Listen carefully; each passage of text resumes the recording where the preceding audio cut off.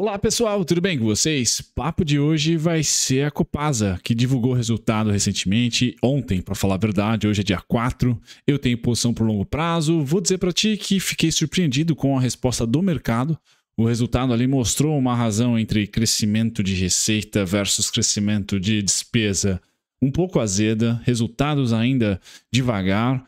Mas vamos lá, o mercado gostou e eu vou apresentar para vocês alguns perigos, comparador do setor, múltiplos, dividendos, tá? A empresa também divulgou ali a sua política de dividendos, 25% do lucro líquido ajustado. Eu vou tentar trazer para vocês estatisticamente qual que foi a média em dois períodos diferentes de distribuição de dividendos e vou calcular os preços tetos em relação a essa média. Então vai ser mais estatístico a minha política aqui em relação a dividendos e não muito conectado ali com o crescimento ou não do seu payout e também do seu lucro líquido. Pessoal, um pouquinho do resumo da visão de um acionista da Copasa que não está lá muito otimista, não está lá muito feliz com o setor, tá? Não é nem especificamente só com a Copasa, mas o setor de saneamento bem complexo e o que talvez jogue a toalha e vá um pouco mais a fundo com o setor elétrico. Bom, esse é o papo de hoje, pessoal. Mas antes, vamos passar aqui para o disclaimer.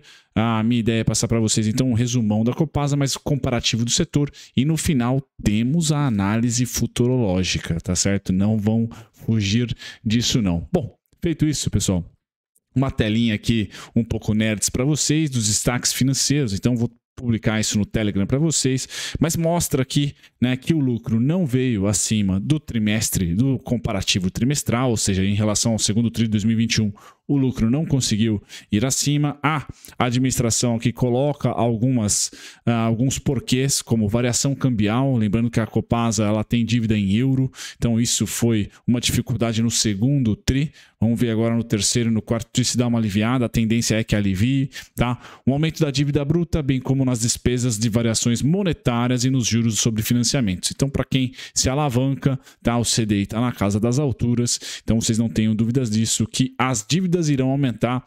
Algumas elétricas também sofreram com isso, como Transmissão Paulista e etc. Tá? Então, em relação aos índices de custo do dinheiro, sem dúvida nenhuma, as empresas vão se alavancar um pouquinho mais, a depender de como foi o trimestre, come um pouquinho do lucro, pois dívida de curto prazo tem que ser honrada, tá? E aí o CDI tá nas alturas, pessoal. Então o lucro líquido no segundo tri de 2022 foi de 180 milhões, sendo que no o segundo tri de 2021 foi de 237 milhões, tá? Então uma diminuição, tá?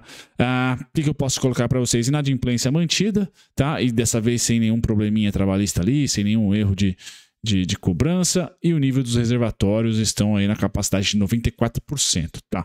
Bom, a foto filme da Copasa, pessoal, é uma empresa com dívida estabilizada desde 2014, com o lucro também estabilizado desde 2017. Vamos colocar ali, o que não há mais crescimento de lucro ano após ano, quando a gente encara que, principalmente, houve crescimento de 2018 para 2020, pessoal? Houve, tá? Mas aqui a volta de 2021 e 2022 não está sendo muito interessante, tá? Então a empresa vem sofrendo um pouquinho no curtíssimo prazo, deu uma enxugada nos dividendos, teve probleminha fora do armário aí, não recorrente para resolver, então os dividendos emagreceram por causa de um problema não recorrente, mas o lucro, quando a gente compara, por exemplo, com a Sanepar, ele não é nortista. Tá? É uma empresa que tem já uma característica de lateralização, maturidade dos seus lucros, certo, pessoal? E a dívida também não está estratosférica, conseguiu aqui estabilizar, está estabilizada desde 2016, só o custo dela que variou por causa de todas as condições financeiras atuais, tá? Como eu falei, a evolução do lucro no comparativo do setor tem a Sanepar como principal destaque, tá? É a empresa que ano a ano lucra, cresce no lucro pelo menos, só 2020 aqui representou uma certa queda, tá? Já tanto a Sabesp como a Copasa, pessoal, tem aqui a Copasa em vermelhinho, né? A Copasa está em vermelho, tá? Tanto a Sabesp como a Copasa já apresentam aqui um pouquinho de maturidade, tá? A Sabesp mais potencial aqui de crescimento, eu acho que 2020 foi um ano bem enquadrado para ela, ela tende, tá, a ter uma recuperação. A Copasa, que para minha surpresa, apesar de ter tido Minas Gerais um estado bem úmido, né, nos anos anteriores, não conseguiu ali reportar um bom resultado e uma tranquilidade, tá? Muito pelo contrário, a própria Sanepar, que teve a pior crise, conseguiu a crescer no lucro. Tá? Então, esse filme aqui, pessoal, mostra a Sanepar com melhores condições. Tá? Qual o problema da Sanepar para mim? Único, exclusivamente, governança. Tá? Tem PN, tem Unit, não sou chegado. Tá? Eu prefiro aqui as governanças de Sabesp e de Copasa, que são um novo mercado. É um ponto meu aqui como investidor de longo prazo específico, tá? Para trading não tem relevância nenhuma, tá? Bom, se você investiu um dinheirinho aqui nos últimos 5 anos nas 3 companhias, a que melhor remunerou você é a Sabesp. Tá? Se você investiu R$1.000, tá? Há 5 anos, você teria aqui R$1.381 contra R$1.163 da Copasa, contra R$1.046 da Sanepar 11. Tá? Então é um setor chatinho, pessoal, é um setor que não vem performando bem, tá? Não é só a Copasa, isso aqui em termos de precificação, e segundo o site do Investidor 10, onde eu peguei essas informações, o valor considera o reinvestimento dos dividendos. Então aqui com o reinvestimento em dividendos, a Sabesp é a melhor colocada aqui, tá? A Copasa foi por um bom tempo, principalmente de 2018 até 2020, depois ela não está representando aqui uma boa rentabilidade, está em segundo colocado, é a vermelhinha aqui, certo? Bom, passado dessa parte, vamos para os múltiplos congelados. A Copasa, pessoal, que teve aquele fenômeno do lucro cair e as ações se manterem nos mesmos patamares de preço, então o múltiplo subiu. Tá? Quando eu investi na Copasa, ela era mais descontada. Tá? Em preço-lucro e também em EV/EBIT. Tá? Agora não mais. Tá? Agora não mais porque o lucro dela caiu. Enquanto o Sanepar, o lucro subiu e Sabesp, o lucro se recuperou. E em relação à Sabesp, ela ainda, se não me engano, está mais barata. A gente vai ver no próximo slide. Tá? Mas em relação à Sanepar, ela está mais cara. Tá? Ela só tem o múltiplo mais descontado do preço sobre valor patrimonial. Já mostro para vocês. Tá? Aliás, vamos direto aqui para o próximo quadrante do comparador. Tá? Então, a Sanepar domina os múltiplos hoje, com o menor PL, tá? Um preço sobre valor patrimonial muito próximo, né? Empatado aqui com a Copasa de 70%. Então, as duas são as descontadas do setor. Tá? A Sabesp tem um prêmiozinho ali, é a mais cara, talvez a mais próxima de privatização, talvez. Tá?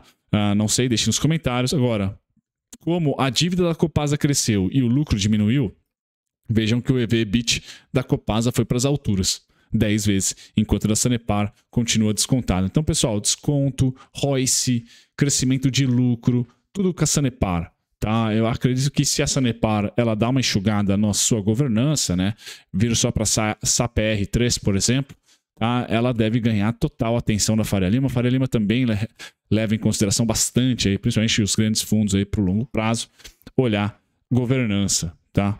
Bom, essa é a minha opinião, pessoal. Desconto então na Sanepar, os múltiplos também estão melhores na Sanepar, os múltiplos não de valuation, né, mas os fundamentos realmente, crescimento de receita, de lucro, e confesso, né, o Paraná passou pelo pior cenário no ano passado, e mesmo assim a empresa conseguiu segurar as pontas, então a prova de crises hídricas aí a Sanepar se provou, certo, pessoal? Bom, dividendos da Copasa, aqui 2 cenários para vocês, tá? O primeiro cenário vai de 2009 até 2014, tá? Onde eu tirei aqui uma média burra, né? Algo em torno de 35 centavos, tá? Que ela pagou durante esse período, certo? E aí nós tentamos extrair 6% de renda passiva em cima do valor anualizado, chegamos a um preço teto de 5,83. Tá? Então a empresa hoje estaria cara nesse cenário, pois é precificada a 12,66. Tá? Porém, eu também trago outro cenário para vocês, que foi de 2017 a 2019, onde ela conseguiu aqui entrar no radar, principalmente de 2018 para frente, da Faria Lima, tá? E aí ela distribuiu 71 centavos, R$1,25, 0,49 centavos. Tudo isso, pessoal, já com 15% de abate do JCP, tá certo? Então, 81 centavos foi a média nesses 3 anos, tirando 6%, aí sim chegamos a R$13,61, está barata. Hoje ela está negociando a R$12,66. Qual o problema da Copasa, pessoal? É que ela vem cambaleando no seu lucro, né? Não encontrando ali uma certa consistência, às vezes um pouquinho acima, às vezes um pouquinho abaixo, nessa disputa entre 250 e 180 milhões. Tá? Muito provavelmente, se a dívida líquida EBITDA se mantiver abaixo de 2 vezes de alavancagem, pessoal, nós vamos ter ali entre 25%, tá? E 50% de payout. Tá? Então também é volátil ali, tá? A política da companhia. nos últimos 3 anos, contando 2020, nós temos aí uma média bem grande, bem alta de dividendos, R$ 1,24, mais de R$ 1, tá? Eu estaria mais com os pés no chão, tá?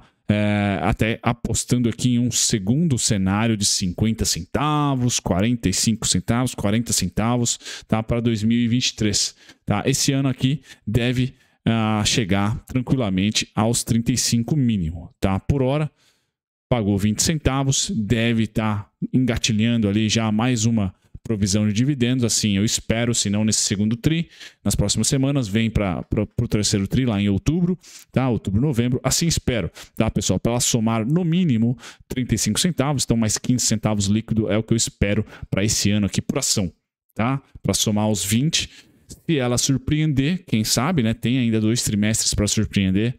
Este ano aqui, podemos chegar novamente a números de 2021, com 83 centavos ou mais, tá? 83 centavos ou mais, aí a gente pega esse preço médio aqui, ó, tá? Então, acho que tá os 13 para baixo, pessoal, a Copasa começa a ficar interessante. Aqui só uma curiosidade, né? Importante para quem é de longo prazo, olhar as concessões, já com o novo marco e tudo mais. Agora a gente começa a olhar para essas concessões para ver quando que é o vencimento.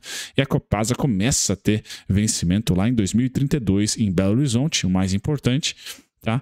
2032 é um ano importante, então, para a Copasa. E depois 2034, Ribeirão das Neves. Tá? São as concessões mais próximas de vencimento. Então temos aí mais 8 anos, pelo menos 9 anos aí de tranquilidade na Copasa.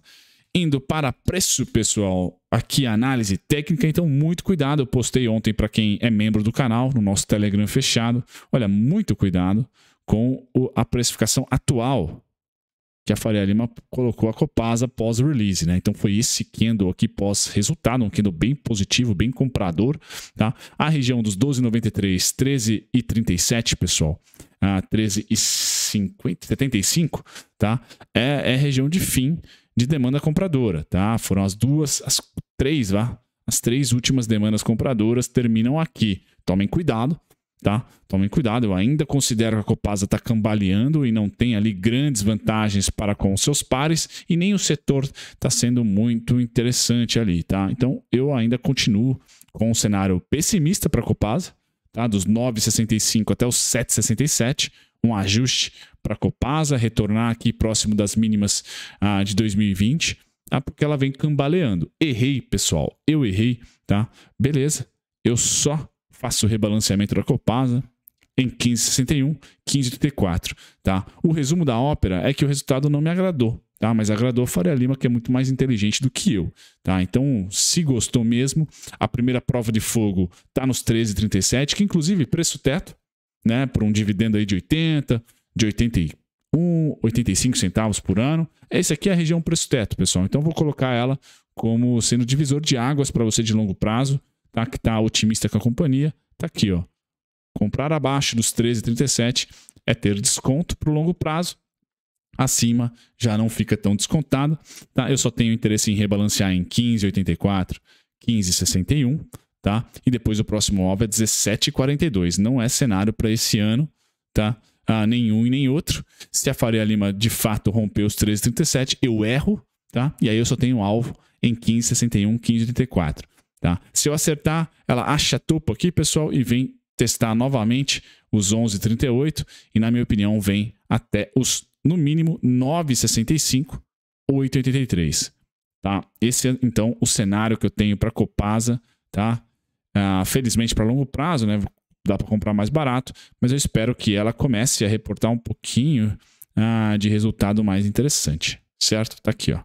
Esse seria, então, o preço-alvo para 2022, tá? Errei, temos que vencer o 13,37 e aí vamos direto, não tenho nenhum alvo em 14, tá bom, pessoal? Só nos 15,60 até os 15,84 e quiçá, né, 17,42, seria muito bom. Certo, pessoal? 2 cenários interessantes, o preço onde está hoje é meio do caminho, então é o menos atraente para mim. Tá? Na parte técnica. Na parte de longo prazo, como eu falei, 13,37 é um bom e interessante preço teto. Tá? Se você está otimista com os dividendos no valor nominal, nominal não, né? No valor real, realmente já descontando os 15% de JCP, em torno de 80 a 85 centavos seria o preço teto ali de 13 e pouquinho, certo? Um grande abraço, até o próximo vídeo. Tchau, tchau.